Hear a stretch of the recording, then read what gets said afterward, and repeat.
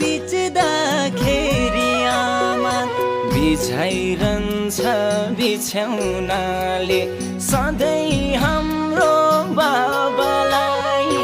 कति पीडा हुन्छ होला बस्नु पर्दा एक छाकाई म त परदेशी म त परदेशी म त परदेशी म त परदेशी